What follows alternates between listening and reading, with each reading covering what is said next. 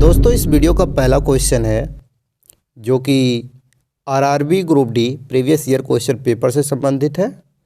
Question है साथियों, भाप इंजन का आविष्कार किसने किया था?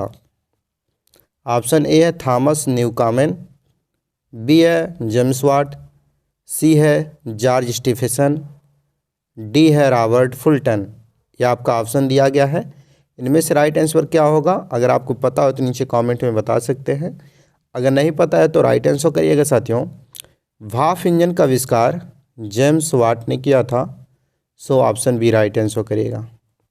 इम्पोर्टेंट पॉइंट है साथियों, उससे पहले आप लोगों से एक छोटा सा गुजारिश करेंगे, अगर आप वीडियो देख रहे हैं तो पूरा देखिएगा और किसी भी क्वेश्चन का आंसर पता होगा तो नीचे कमेंट बॉक्स में ज़रूर बताएगा।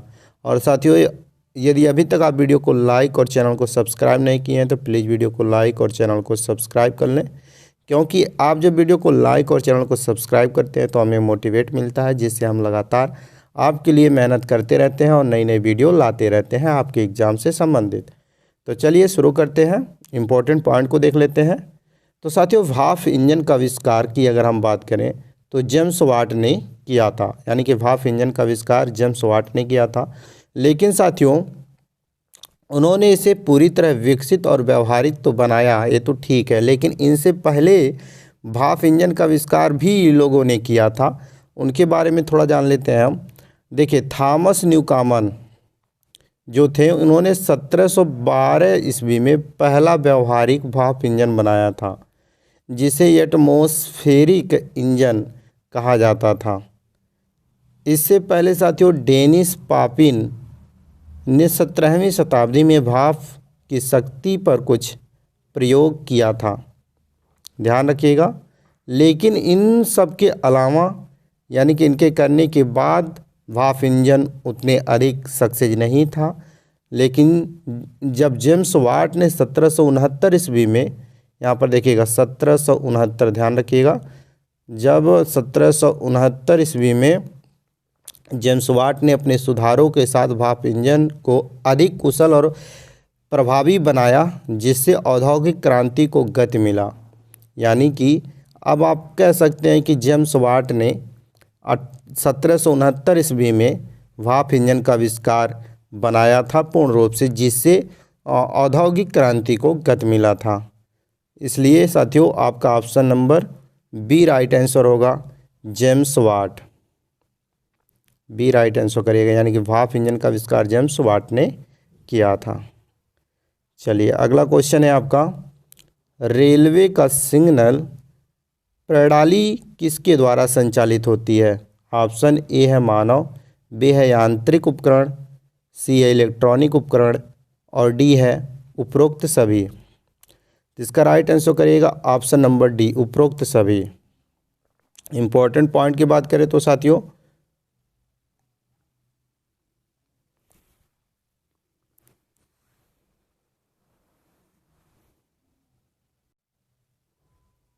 अगला क्वेश्चन है आपका, गाड़ी के डिब्बों को ज्वाइन करने वाला उपकरण क्या कहलाता है? ऑप्शन ए है कुंडी, बी है लिंक, सी है बफर और डी है हुक। तो इसका राइट आंसर करिएगा ऑप्शन नंबर डी, हुक। यानी कि साथियों गाड़ी के डिब्बे को ज्वाइन करने वाला जो उपकरण होता है उसको क्या कहते हैं? Hook. Option number D right answer करिएगा। अगला क्वेश्चन है आपका, भारत में पहली रेल यात्रा कब हुई थी? मोस्ट इम्पॉर्टेंट क्वेश्चन साथियों, आपके एग्जाम के पॉइंट ऑफ व्यू से। ऑप्शन ए है 1853, बी है 1860, सी है 1880 और डी है 1900। तो इसका राइट आंसर करिएगा, भारत में जो पहली रेल यात्रा हुई थी वो 1853 में हुई थी, so option A right answer करिएगा 1853। इम्पोर्टेंट पॉइंट की बात करें तो साथियों भारत में पहली रेल यात्रा 16 अप्रैल 1853 को हुई थी। यह ट्रेन मुंबई बोरीबंदर से थाड़े तक चली थी, जिसकी कुल दूरी 34 किलोमीटर थी। कुल दूरी कितनी थी? 34 किलोमीटर, ध्यान रखिएगा। कुल दूरी 34 किलोमीटर थी जो पहली ट्रेन चली थी मुंबई से थाड़े तक, उनके बीच की दूरी।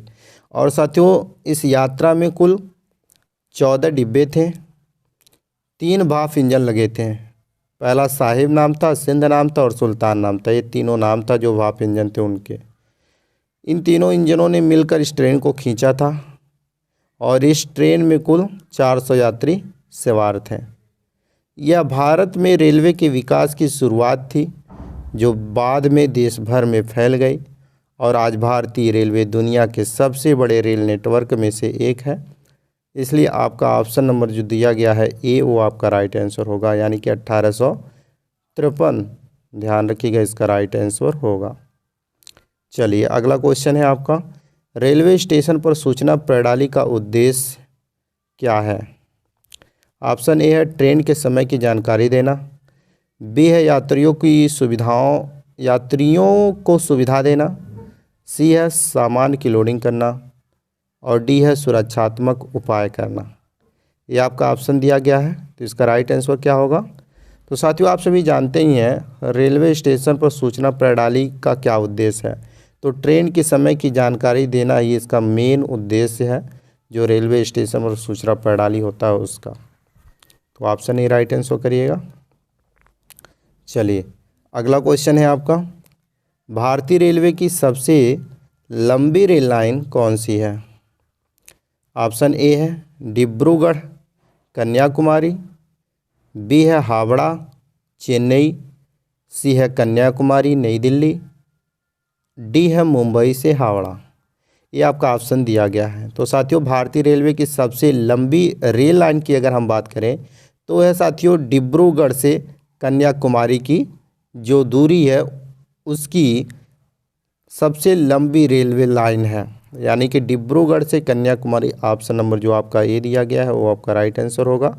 इम्पोर्टेंट पॉइंट की बात करें तो साथियों देखिएगा, भारतीय रेलवे में सबसे लंबी रेलवे लाइन डिब्रूगढ़ से कन्याकुमारी के बीच में है। कहाँ से है? डिब्रूगढ़ से कन्याकुमारी के बीच में है। यह रेलवे लाइन विवेक एक्सप्रेस ट्रेन से गुजरती है। कौन से एक्सप्रेस से? विवेक एक्सप्रेस से। यह ट्रेन असम के डिब्रूगढ़ से तमिलनाडु के कन्याकुमारी तक चलती है और यह रेलवे लाइन 4189 किलोमीटर लंबी दूरी तय करती है। यह ट्रेन 8 राज्यों से होकर गुजरती है, इस चीज़ को भी ध्यान रखिएगा। और इसकी पूरी दूरी की बात करें तो 4189 किलोमीटर ये दूरी तय करती है, ध्यान रखिएगा। ये जो ट्रेन इस पर चलती है वो विवेक एक्सप्रेस है, इस चीज़ को भी ध्यान रखिएगा। चलिए अगला क्वेश्चन यहाँ पर बनता है कि यह ट्रेन सबसे पहले जो ट्रेन लॉन्च हुई थी ये कब चली थी? तो 2013 में स्वामी विवेकानंद की 150वीं जयंती पर पहली बार यह ट्रेन चली थी। कौन सी ट्रेन? विवेक एक्सप्रेस ट्रेन। तो इस चीज़ को भी आप ध्यान रखिएगा। चलिए अगला क्वेश्चन देखते हैं। आपका अगला क्वेश्चन है, भारतीय रेलवे में प्रयोग होने वाला मुख्य ट्रैक क्या है? ऑप्शन ए है ब्रॉड गेज ट्रैक, बी है व्यापक ट्रैक, सी है चौड़ाई ट्रैक, डी है संकीर्ण ट्रैक। तो इसका राइट आंसर क्या होगा साथियों? ऑप्शन नंबर आपका जो दिया गया है साथियों broad gauge track. Broad gauge track जो है साथियों वो आपका राइट आंसर होगा, यानी कि भारतीय रेलवे में प्रयोग होने वाला मुख्य ट्रैक ब्रॉड गेज ट्रैक है। So option A right answer करिएगा। अब यहाँ पर देखिएगा इंपॉर्टेंट पॉइंट है साथियों, भारतीय रेलवे में मुख्य रूप से ब्रॉड गेज ट्रैक, यहाँ पर देखिए ब्रॉड गेज ट्रैक का इस्तेमाल होता है। यह ट्रैक 5 फीट 6 इंच या अगर मीटर में बात करें तो 1.67 मीटर चौड़ा होता है। भारत के ज़्यादातर हिस्सों में इसी तरह के ट्रैक होते हैं।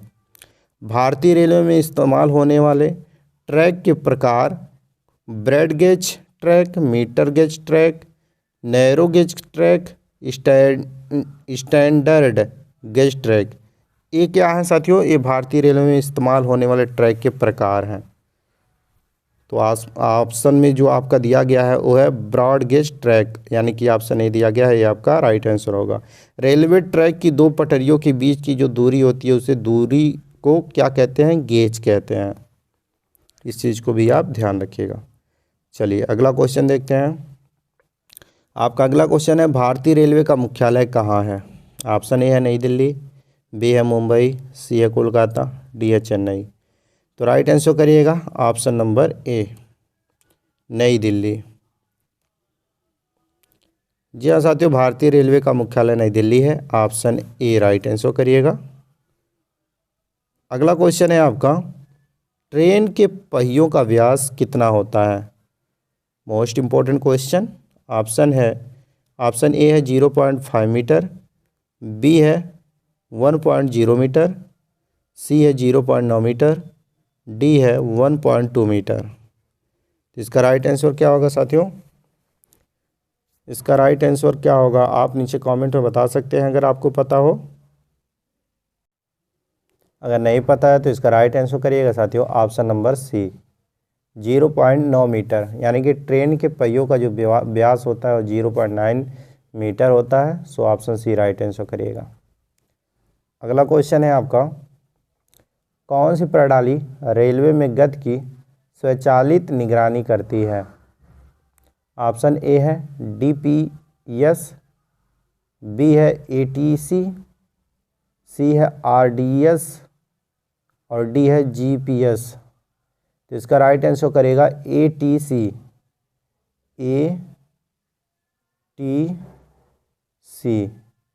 ATC जो है साथियों, रेलवे में गति की स्वचालित निगरानी प्रणाली को एक्टिव रखती है। तो ऑप्शन बी राइट आंसर करिएगा, ATC। अगला क्वेश्चन है आपका, भारतीय रेलवे में इलेक्ट्रॉनिक इंजन का आविष्कार किसने किया? ऑप्शन ए है जेम्स वाट, बी है थॉमस न्यूकॉमन, सी है वर्नर वान सीमेंस, डी है MC गोडरेज। तो इसका राइट आंसर करिएगा ऑप्शन नंबर सी, वर्नर वान सीमेंस जो थे साथियों वो भारतीय रेलवे में इलेक्ट्रॉनिक इंजन का आविष्कार किए थे। वहीं जेम्स वाट जो थे वो भाप इंजन का आविष्कार किए थे। ध्यान रखिएगा, ऑप्शन नंबर सी आपका राइट आंसर होगा। अगला क्वेश्चन है, ट्रेन की गति को नियंत्रित करने वाली प्रणाली क्या कहलाती है? ऑप्शन ए है गियर प्रणाली, बी है ब्रेक प्रणाली, सी है सिग्नल प्रणाली और डी है नियंत्रण प्रणाली। तो इसका राइट आंसर क्या करेंगे? यानी कि ट्रेन की गति को नियंत्रित करने वाली प्रणाली जो होती है उसको कहते हैं सिग्नल प्रणाली। So option C right answer करेगा, सिग्नल प्रणाली। चलिए अगला क्वेश्चन है, किस रेलवे ट्रैक का उपयोग उच्च गति वाली ट्रेनों के लिए किया जाता है? तो मानक ट्रैक, चौड़ाई ट्रैक, विद्युतीकृत ट्रैक, उच्च गति ट्रैक। तो इसका राइट आंसर क्या होगा? तो साथियों देखिएगा, रेलवे ट्रैक का उपयोग उच्च गति वाले ट्रेनों के लिए जो होता है वो मानक ट्रैक होता है। मानक ट्रैक रेलवे ट्रैक का उपयोग उच्च गति वाले ट्रेनों के लिए किया जाता है। So option A right answer करेगा, मानक ट्रैक। चलिए अगला क्वेश्चन है आपका, रेलवे सुरक्षा का मुख्य उद्देश्य क्या है? ऑप्शन ए है यात्री सुविधाएं, बी है दुर्घटनाओं को रोकना, सी है समय की पाबंदी, डी है सामान की सुरक्षा। तो रेलवे सुरक्षा का मुख्य उद्देश्य क्या है? आप सभी जानते ही हैं, रेलवे सुरक्षा का मुख्य उद्देश्य जो है वो यात्री की सुविधाएं हैं। ऑप्शन ए राइट आंसर करिएगा, यात्री की सुविधाएं रेलवे सुरक्षा का मुख्य उद्देश्य है। नेक्स्ट क्वेश्चन है आपका, रेलवे ट्रैक की संरचना में मुख्य रूप से कौन सा पदार्थ उपयोगी होता है? ऑप्शन ए है सीमेंट, बी है मिट्टी, सी है स्टील और डी है प्लास्टिक। इसका राइट आंसर करिएगा ऑप्शन नंबर सी, स्टील। यानी रेलवे ट्रैक की संरचना में प्रमुख रूप से जो पदार्थ उपयोगी होता है वो है steel. So option C right answer करेगा, स्टील। अगला क्वेश्चन है, इंजन का धुआं निकलने वाली प्रणाली को क्या कहते हैं? ऑप्शन ए है एग्जॉस्ट, बी है इनटेक, सी है कूलिंग, डी है इग्निशन। तो इसका राइट आंसर करेगा ऑप्शन ए, एग्जॉस्ट जो है साथियों वो इंजन का जो धुआं निकलने वाली प्रणाली होती है उसे कहा जाता है। तो ऑप्शन ए राइट आंसर करेगा, एग्जॉस्ट। नेक्स्ट क्वेश्चन है आपका, रेलवे स्टेशन पर यात्रियों को सूचना देने के लिए क्या उपयोग किया जाता है? ऑप्शन ए है डिजिटल डिस्प्ले, बी है मैनुअल बोर्ड, सी है लाउड स्पीकर और डी है उपरोक्त सभी। तो आपका ऑप्शन नंबर डी जो दिया गया है उपरोक्त सभी, वो आपका क्या होगा, राइट आंसर होगा। याद रखिएगा, मोस्ट इम्पॉर्टेंट क्वेश्चन है। अगला क्वेश्चन है आपका, सिग्नल की लाल बत्ती का क्या अर्थ होता है। ऑप्शन ए है आगे बढ़ना, बी है रुकना, सी है भूमिगत से चलना, डी है सावधानी बरतना। तो इसका राइट आंसर होगा साथियों, सिग्नल की लाल बत्ती का मेन अर्थ होता है रुकना। So option B right answer करिएगा, रुकना। साथियों अगर अभी तक आप वीडियो को लाइक और चैनल को सब्सक्राइब नहीं किए हैं तो प्लीज़ वीडियो को लाइक और चैनल को सब्सक्राइब ज़रूर कर लें, क्योंकि आपके लाइक और सब्सक्राइब से हमें मोटिवेट मिलता है और हम हर समय आपके लिए स्ट्रगल करते रहते हैं ताकि वीडियो आप तक पहुंचा सकें। तो वीडियो को लाइक और चैनल को सब्सक्राइब जरूर करिए। अगला क्वेश्चन है आपका, भारतीय रेलवे का मुख्य उद्देश्य क्या है। तो साथियों भारतीय रेलवे का मुख्य उद्देश्य है यात्री सेवाएं देना, ध्यान रखिएगा। अगला क्वेश्चन है आपका, सविनय अवज्ञा आंदोलन के दौरान महात्मा गांधी जी ने कौन सा कानून तोड़ा था।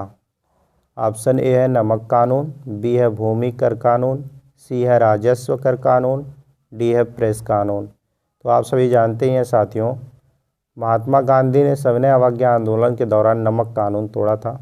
So option A right answer करेगा, नमक कानून। अगला क्वेश्चन है, महात्मा गांधी जी ने हरिजन पत्रिका की शुरुआत कब की थी। वेरी इंपॉर्टेंट क्वेश्चन साथियों, और इस क्वेश्चन का राइट आंसर करिएगा 1933 ईस्वी में महात्मा गांधी जी ने हरिजन पत्रिका की शुरुआत की थी। तो 1933 ऑप्शन नंबर जो आपका डी दिया गया है वो आपका राइट आंसर होगा, याद रखिएगा। अगला क्वेश्चन है आपका, गांधी जी ने किस आंदोलन को भूल माना। ऑप्शन ए है असहयोग आंदोलन, बी है सविनय अवज्ञा आंदोलन, सी है भारत छोड़ो आंदोलन, डी है खिलाफत आंदोलन। तो आप सभी जानते हैं साथियों, महात्मा गांधी जी ने असहयोग आंदोलन को एक भूल माना था। So option A right answer करेगा, असहयोग आंदोलन। अगला क्वेश्चन है, महात्मा गांधी जी ने अपना पहला उपवास किस आंदोलन के दौरान रखा था।